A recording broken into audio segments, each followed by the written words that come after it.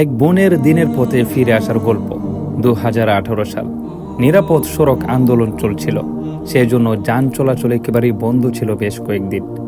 এদিকে একটানা বাসায় থাকতে থাকতে কিছুটা বিরক্তই হয়ে পড়ছিলাম। টুকটাক বই পড়তাম, তবে নেশা ছিল না বই পড়ার। আমার ভাইকে দেখলাম একটা নতুন বই অর্ডার দিতে। বললাম, ডেলিভারি আসার পর পড়তে দিস। ঠিক ডেলিভারি আসার পরই আমাকে পড়তে দিল। কেন জানি এখন মনে হয় বইটা আমার জন্যই অর্ডার করেছিল। যাই হোক, বইটা পড়া শুরু করলাম।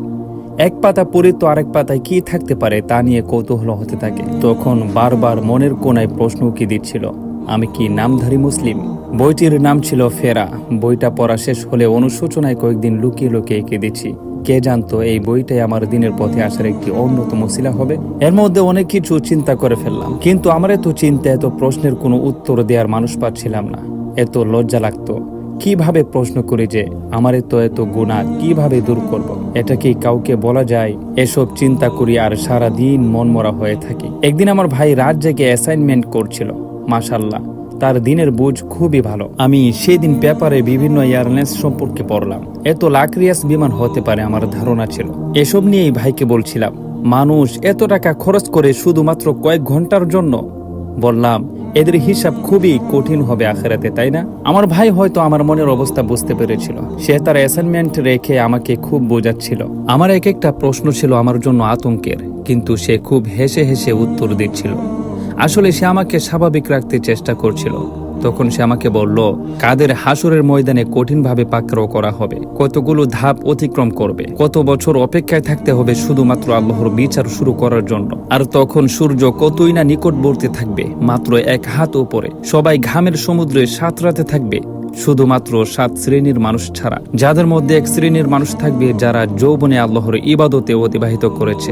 এই কথাটা শোনার পর আমার গলা শুকিয়ে আসছিল। মনে হচ্ছিল আমার ভাইয়ের কথা বলাও শেষ হবে আর আমিও মারা যাব। হয়তো ফজরের সালাতও আমার নসিবে নাই।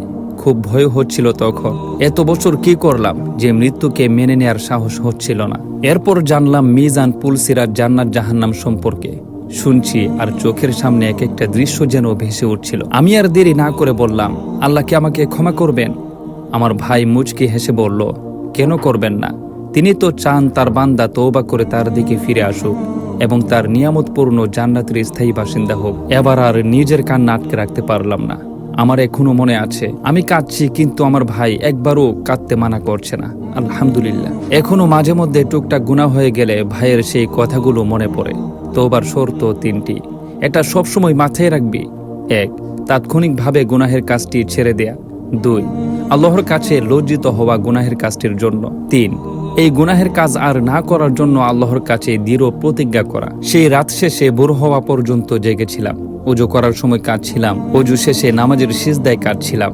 নিজেকে এতটাই তুচ্ছ মনে হচ্ছিল, আর মনে হচ্ছিল আমার আল্লাহ কত দয়াবান।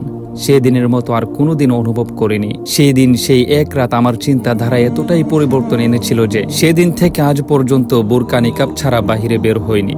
আলহামদুলিল্লাহ। আমার জন্য সবাই দোয়া করবেন, আমি যেন আল্লাহর হুকুম যথাযথ পালন করতে পারি এবং মৃত্যু পর্যন্ত আমাকে এই দিনের পথে অটল থাকার তৌফিক দান করেন।